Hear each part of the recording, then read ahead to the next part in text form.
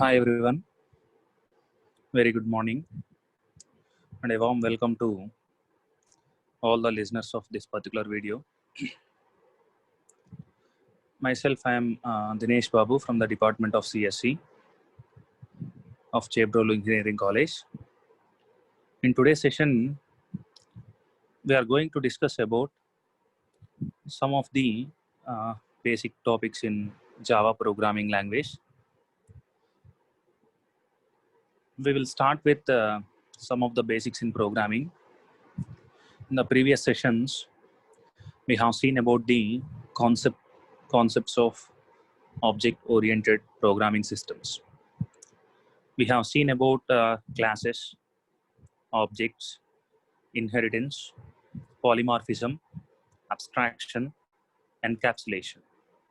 From this session, we are going to see about, first we are going to cover the features of Java, and then we will concentrate on variables in Java programming language, data types, control statements, and then string class, string buffer class, and then some of the keywords like final, and then we are going to end this complete topic with files in Java programming language. So don't get confused. So till now we have completed only 30% of the first unit. Still we have to complete 70%, and this 70% of this first unit will be covered in the next 70 slides, right? So let us start the things. Our first topic in today's session, the features of Java programming language. The other name for these features of Java programming language is the buzzwords, BUZZ, buzzwords of Java programming language.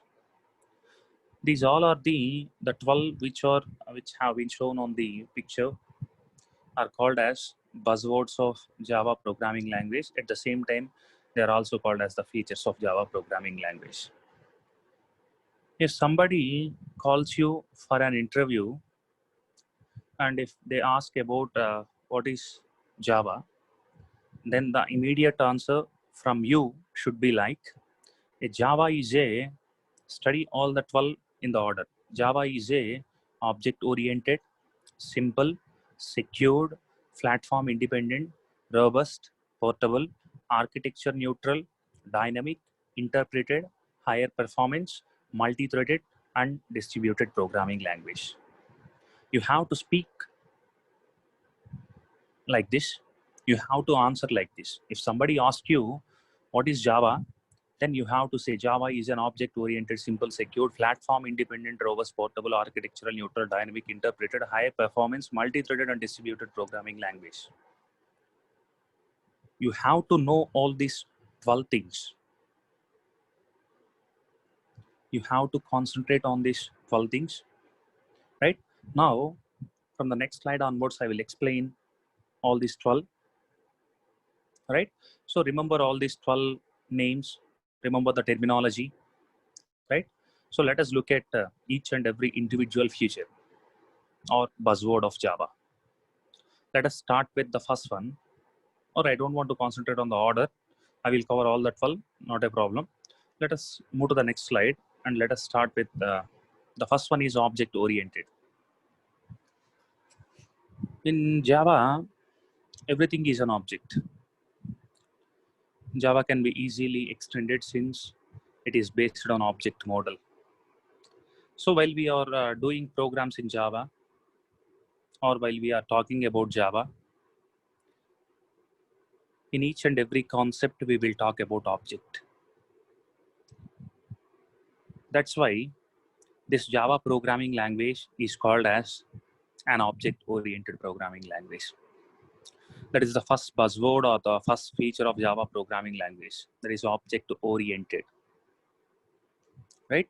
So in Java, everything is an object. That is why we call Java programming language as an object-oriented programming language. Second one, platform independent. We have already seen about the topic of platform independency, I think in the first or second session in Java programming language. In the earlier sessions, I have raised 3 questions. Among those 3 questions, this is one of the question. That is why Java is a platform independent programming language.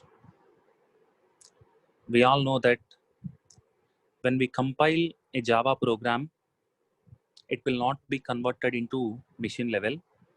It will be converted into some other intermediate level, which is called as bytecode. Whereas in the case of C and C++, when we convert a C program or when we convert a C++ program, it will be directly converted into machine level code, that is ones and zeros. Because of that bytecode in Java, it became machine independent. So the people who don't understand what is the machine dependency and machine independency, they can go through the session. I think it may be a first session or second session. They can go through the first or second session, right? In the, I think that session was covered a couple of weeks ago. Okay, so let us see what is platform independent in a simple way here. Unlike many programming languages, including C and C++, when Java is compiled, it is not compiled into platform-specific machine. That means when we compile a Java program, it will not be converted into machine level, depending upon that machine. It will not be converted into ones and zeros. Rather, it is converted into some other code which is called as bytecode. And this bytecode is distributed over the web and interpreted by virtual machine, JVM, on whichever platform is being run on. So listen carefully. When we convert, that means when we compile a C or C++ program, it will be converted into machine level language. So if we want to run that particular code, which is in machine level language, only the machines with same configuration will understand. But when we compile a Java program, it will not be converted into machine level language. It will be converted into some other language, and the name of the language is called as bytecode. And this bytecode is understood by JVM. So if any system is having JVM, that will execute bytecode, because this code is not converted into machine level. This code is converted into bytecode. So the bytecode is understood by JVM. So if any computer system is having JVM, can run the Java programs. So this particular concept will say that Java is machine independent. It does not depend upon machine. It only depends upon JVM, right? So let us move to the next feature of Java, or the next buzzword of Java.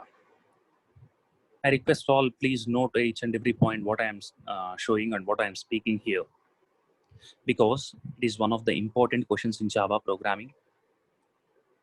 One of the important questions in terms of examination point of view as well as interview point of view. In examinations, they will ask about features of Java or buzzwords of Java, or simply they will ask about any 3 or 4 buzzwords with specific names. They will ask what is machine independency. They will ask why Java is simple. They will ask why Java is architecture neutral,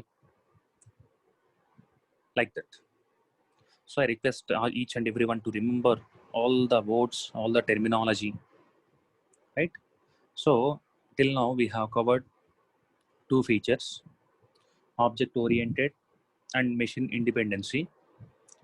Now the third feature of Java programming language is simple. So why we call this Java as simple programming language? In the sense, Java is very designed to be easy to learn.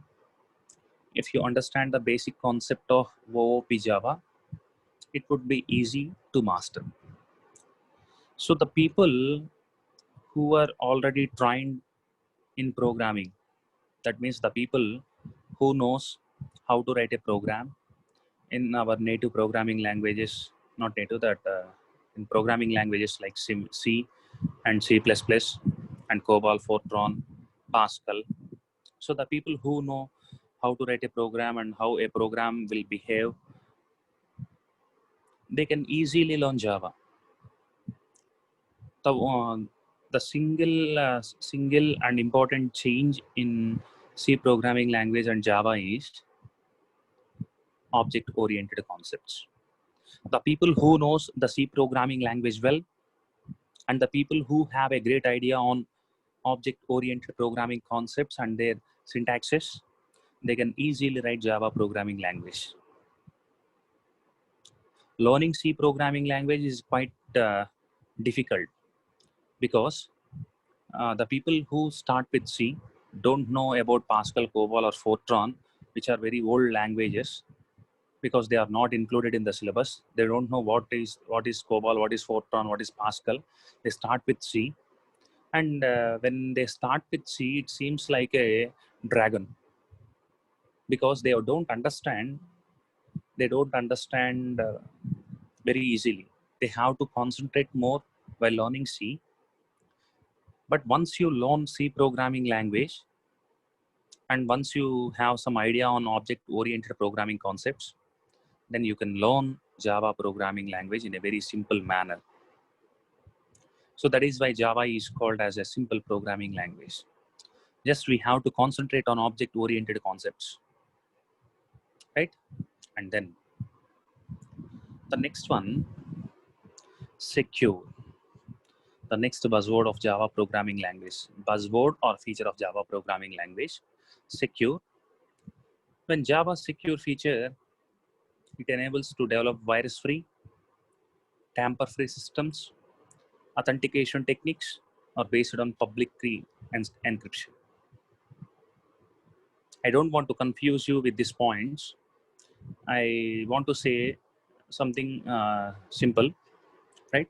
So while you are writing C programming language, in C programs, there is a concept called as pointers, pointers, pointer to pointers, pointer to pointer to pointers, and so on. I think some of the people are getting something in their minds regarding the pointers, right? So we all know that pointer is a variable which stores the address of another variable. So when we speak about pointers, pointers will work mainly on address. So by using pointers, we can change the value inside another variable without knowing the name of the variable. By simply knowing the address of the variable, we can change the value in that variable. That may be too dangerous. For example, if we know the address of bank balance variable, let us assume bank balance is a variable whose address is stored in another pointer. So by using the pointer, we can change the values inside bank balance variable. So that will be very dangerous. Without knowing the name of the variable, without intimating the variable, we are changing the value inside the variable by using the address of the variable, which is only possible through the concept called as pointers. That particular pointers concept is only supported in C programming language and somewhat supported in C++ programming language. But in case of Java, Java does not support the concept of pointers. When there is no concept of pointers, that means somewhat of security we are going to give to the variables. That's why Java programming language is called as an secure programming language. And the next one, the next feature of buzzword of Java, architectural neutral. Architectural neutral in the sense, Java compiler generates an architectural neutral object file format. We all have studied how these files are converted among different formats. The people who don't understand the formats, please refer to the previous sessions. If we write a Java program, we save that program with .java extension. When we compile that particular program, it will be converted into class file, and that particular class file can be run on any other machine. So if we compile a program on somewhat Windows machine, it will generate a class file, and that class file can be run on Windows, on Linux or Ubuntu or any other operating systems with the presence of Java runtime system. That's why it is called as architectural neutral. Next one, the next feature of Java, portable. So being an architectural neutral and having no implementation dependent aspects of the specification makes Java portable. So the compiler in Java is written ANSI with a clean portability boundary, which is a POSIX subset. So the terms which you are seeing on the screen may be somewhat with high terminology. You may or may not understand the things which are on the screen, but I want to explain it by stepping down one more step, right? So portable in the sense,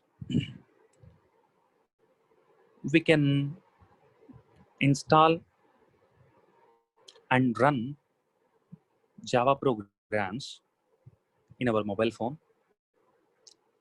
We can install and run Java programs in our laptops. We can install and run Java programs in our desktops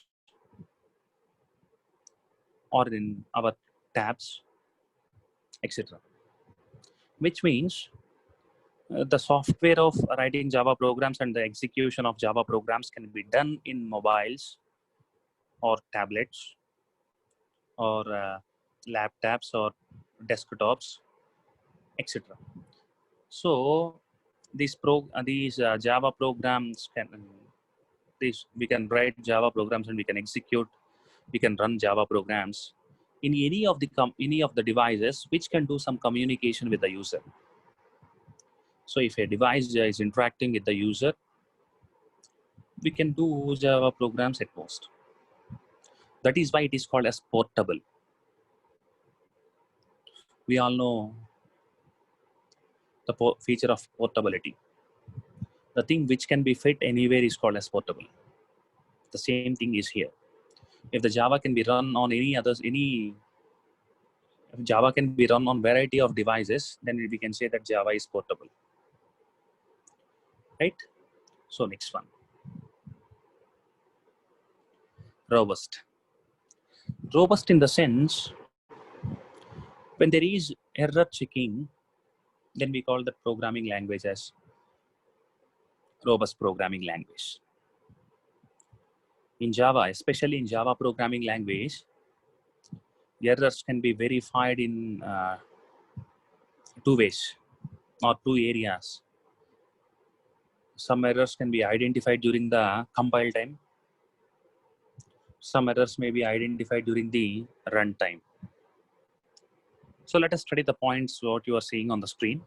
Java makes an effort to eliminate error-prone situations by emphasizing mainly on compile time error checking and runtime error checking. As the statement suggests that, the statement seems that there are two types of error checkings in Java programming language: the compile time error checking and the runtime error checking.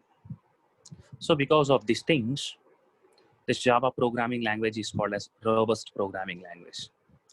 When we say robust means that should support some error checking things, right? Coming to the next feature of Java, multi-threaded. So multi-threaded means If a program is divided into multiple number of parts, and if we are able to run all the parts simultaneously, then that particular programming is called a programming language is called as multi-threaded programming language. Here what we will do is, if there is 100 lines of program and we want to execute that entire 100 lines of program, let us assume that 100 lines of program will consume 100 seconds of time. That means each and every line of the program will consume 1 second of time. So if there is no concept of multi-threaded, means we have to execute that 100 lines of programming code one by one, line by line, line by line, line by line. That means we have to spend 100 seconds of time in order to execute the overall program. Let us assume that our programming language supports the concept of multi-threading, which means we are going to divide the entire program into multiple number of parts, and we try to execute all the parts simultaneously. So if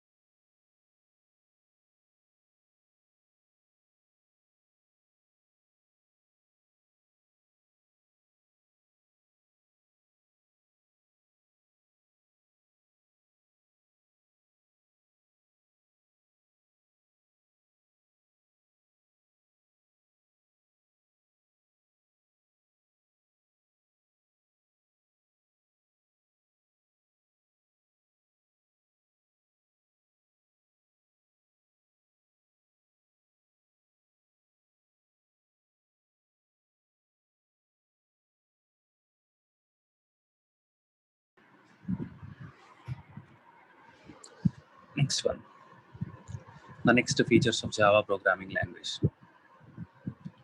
It is high performance with the use of just-in-time compilers, JIT. We call it as JIT compilers. Java enables high performance. So I will explain what is JIT compilers in the next classes. So there is a support of JIT compilers, that means just-in-time compilers. Because of that just-in-time compilers, this Java is called as high performance programming language. That just-in-time compilers will allow the program to compile very fastly. Next one, distributed programming language.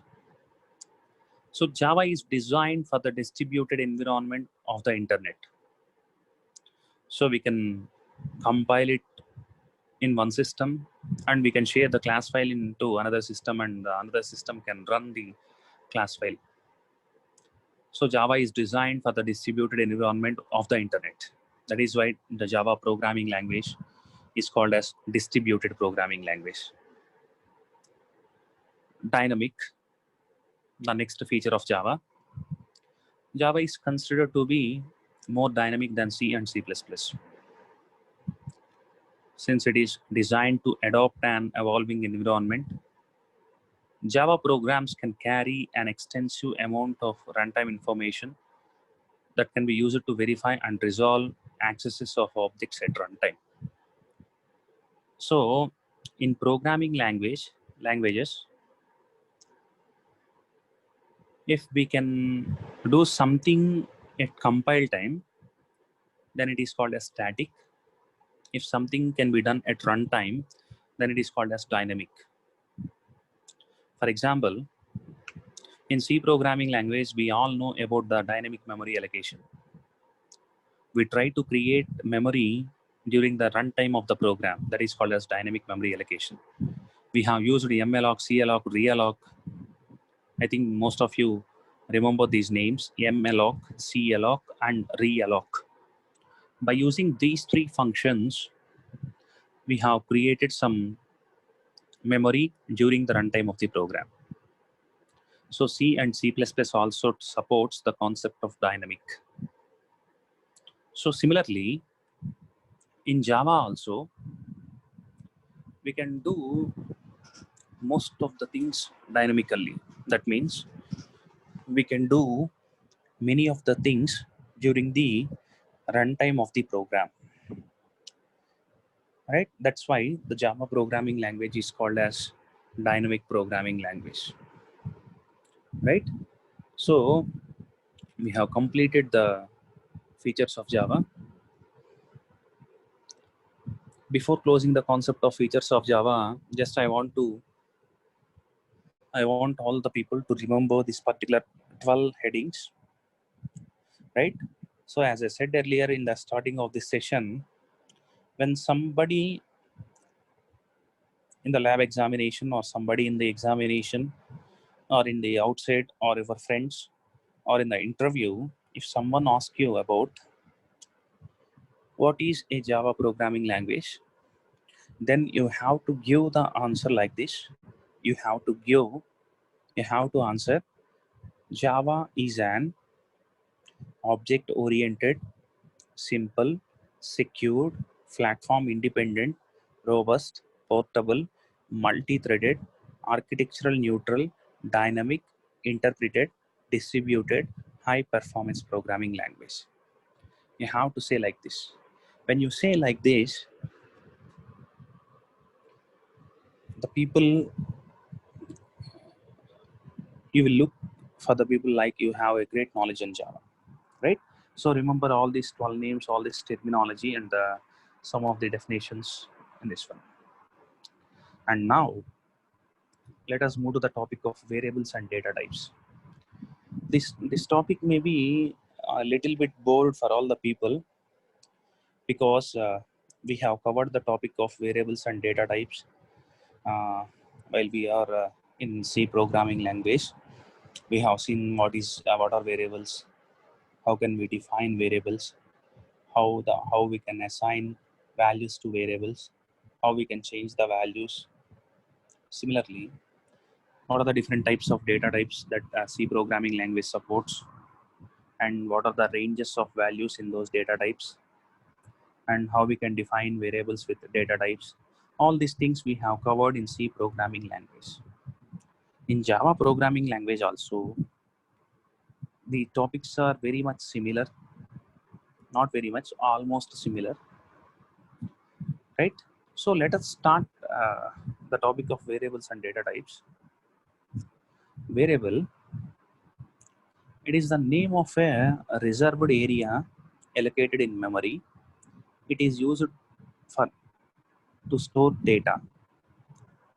For example, we have written a statement like int a equal to 10. That means a is an variable, integer is a data type, and 10 is a value in that variable. So here int a equal to 10, in that particular statement, A is the name of the reserved area. When we say int A equal to 10, when the compiler encounters the statement, when the compiler sees that statement, it will directly allocate 4 bytes of space, 4 bytes. That means 32 bits, 4 bytes of space under the name of A.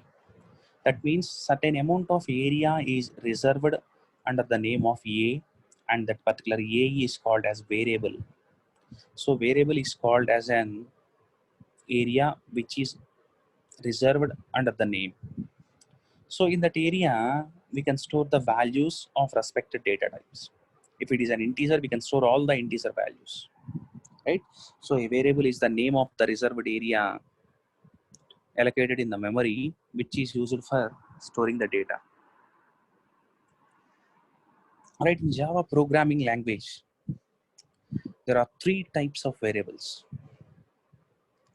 In C programming language, there are 2 types of variables.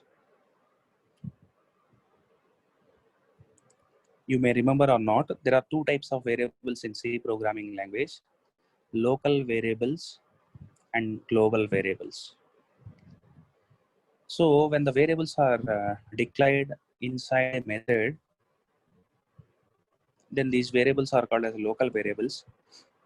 When the variables are defined outside of the method, that means before the main method, then the variables are called as global variables. That's what we have studied in C programming language.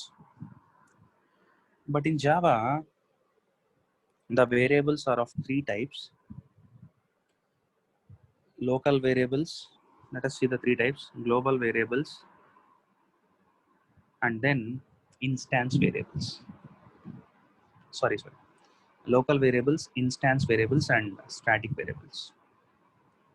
So local variables, the variables which are defined inside a method are called as local variables. So we have seen some of the example programs in the previous sessions. So if a variable is defined inside a method, then the type of variable is called as local variable. If a variable is defined inside the class and outside of the method, then the variable is called as instance variable. And the third one, the variable which is defined with static keyword is called as static variable. So there are 3 types of variables in Java programming language: local variables, instance variables, and static variables.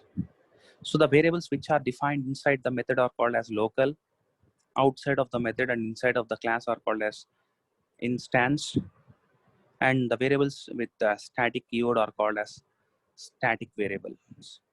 So I will show a simple example on these 3 types of variables. I will write a program here.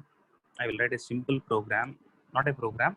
I will show what are these 3 types of variables here. This is the program what we have covered in the previous session.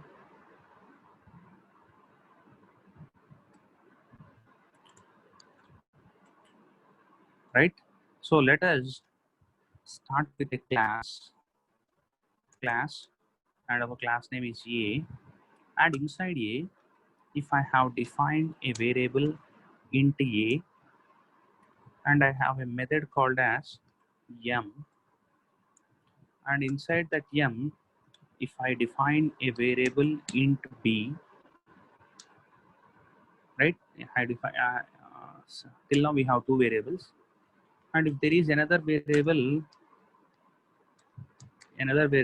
it is also an integer variable, static int c. So among these three variables, this particular a variable is instance variable. It is an instance variable because that particular variable is outside of the method. It is not inside of the method. It is outside of the method and inside of the class. So it is called as instance variable. And the next variable, it is called as static variable. It is called as static variable because this particular variable contains the static keyword before the declaration. So we have declared int c, and before int c we have a static keyword. Because of that, this particular variable is called as static variable, and this particular variable is called as local variable. Local variable because this variable is inside of the method.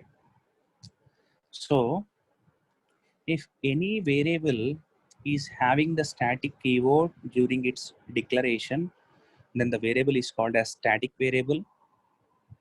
If any variable is inside a method, then the variable is called as local variable.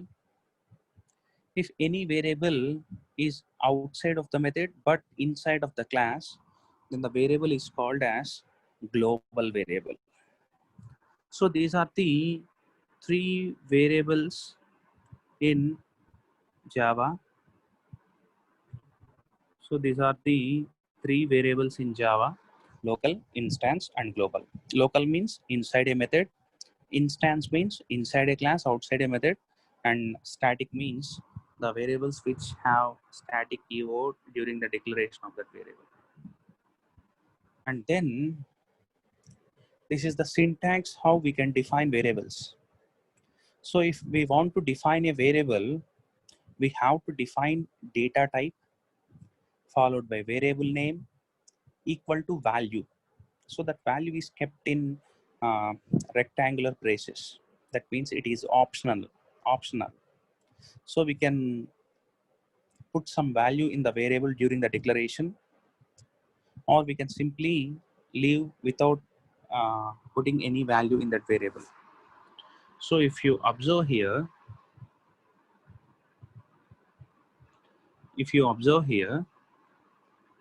so this is the declaration of the variable. Int is a data type space variable name.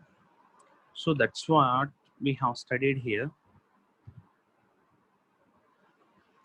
Data type variable name, that means int a, and the thing which was in braces is an optional. We can initialize during the declaration, or we can leave it without initialization during the declaration. So let us move to the next one.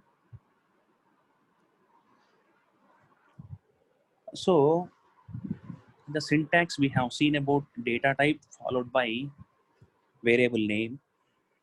So the data type will specify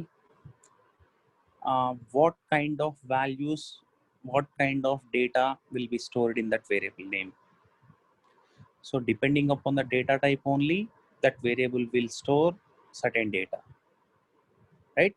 So that data type will specify what kind of data to be stored in that variable. There are two categories. So these data types are divided into two types. The two types of data types are built-in data types. Built-in data types, as a name suggests, built-in. For example, if you are buying a mobile phone, there is built-in camera. What it means? There is something like a camera which is already built in your mobile phone. So here, similarly, in the topic of variables also, these variables are divided into two types: built-in variables. Built-in variables in the sense they are by default exist in the language. So the variables which are by default exist in the language are called as built-in data types. Sorry, the data types by default which are in the language are called as built-in data types. These things are directly present in the language. And then user-defined data types. As the name seems, user-defined. That means user will define some data types So the data types which are defined by the user are called as user defined data types. And the data types which came along with the language are called as built-in data types. So all of you please remember these 2 points. Data types in Java programming language are divided into 2 types: built-in data types and user-defined data types. Built-in data types are the data types which are by default present in Java. User-defined data types are the data types which can be created in Java by using certain syntaxes. There will be rules and regulations for all the things. So by using that rules and regulations, we can create certain data types. So those type of data types are called as user-defined data types. Right, next one. So built-in data types are also called as primitive data types. I think many of the people remember the word primitive and non-primitive data types, right? So all the built-in data types are called as primitive data types. So the other name for built-in is called as primitive data types. There are different built-in data types in Java, and you can see the following table. The following are the different data types, these different primitive data types that are supported in Java. The first one is byte, and the size of memory which is allocated for that particular data type is 8 bits, and the range of the values which can be stored inside the byte variable is minus 128 to 127 plus 127. That means the first important type of data type is primitive data type is byte. So this byte, the size of a byte variable will be 8 bits, and we can store the values from minus 128 to 127 inside a variable which was defined by byte data type. And the second one is short. A short variable will be assigned with 16 bits, that means 2 bytes of memory. And the values, the range of values which we can store are 32,768 negative, that is negative 32,768 to positive 32,767. And then the third data type is called as integer data type, that is int data type. It will occupy 32 bits of space, that means 4 bytes will be allocated for integer data types, and the range of values which can be stored inside the integer are, please study that one. And then it was a very large number. And then long data type. So for long data type, Java compiler will assign 64 bits of size, and then for float data type, it will assign 32 bits, and for double data type, it will assign 64 bits. For character data type, it will assign 2 bytes. In C programming language, for characters, C compiler allocates only 1 byte of space, but in Java, character will be assigned with 2 bytes of space. And then Boolean, for Boolean, there are only 2 values, either true or false, that will be represented by 1 bit of size. If it is 1, that means it is true, and if it is 0, that means it is false, right? So these all are the primitive data types: byte, short, int, long, float, double, character, and Boolean, right? Depending upon the range of values, we can use any of the data types in the programming language. The people who knows how to write programs in C, they can easily understand what I am speaking now. These all are covered in C also, but there is somewhat difference in terms of sizes. In C programming language, if we are working with the word compiler, then for integer only 2 bytes of space will be allocated. And then for a new compiler, 4 bytes of space will be allocated for an integer variable in C. But in Java, it may be any different type. For if we define a variable with integer, 4 bytes of space will be allocated for that variable. That means it is architecturally neutral. And then let us close this session with this PPT.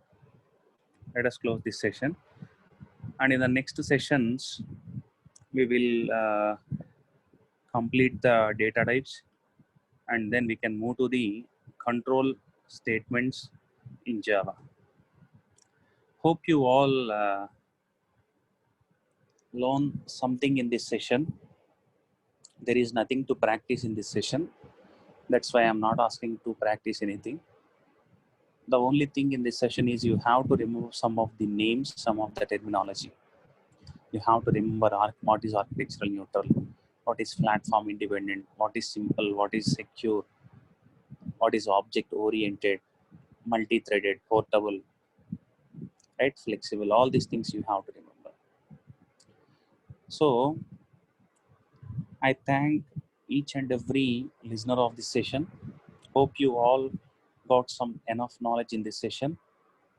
And in the next session, I will continue and I will complete the topic of data types. And then we can move to the concept called as control statements. I think this session may be a little bit bored for you all, because this entire session we have covered only the theory part. That's why I think this session may be somewhat bored. Definitely, maybe the next session or the upcoming session will be very interesting, because we will do some programs parallelly. I will explain a topic and I will show one program and I will execute one program parallelly, so that it will be very interesting. So anyhow, it may be interesting or not, that is the not main agenda. You have to study each and every minute thing in Java. If you want to get settled with Java programming language in a job, you have to learn each and every minute thing. So please be concentrated and please uh, have a great concentration while the lecture is going on. So I thank each and everyone for listening this session, and thank you, and thanks a lot.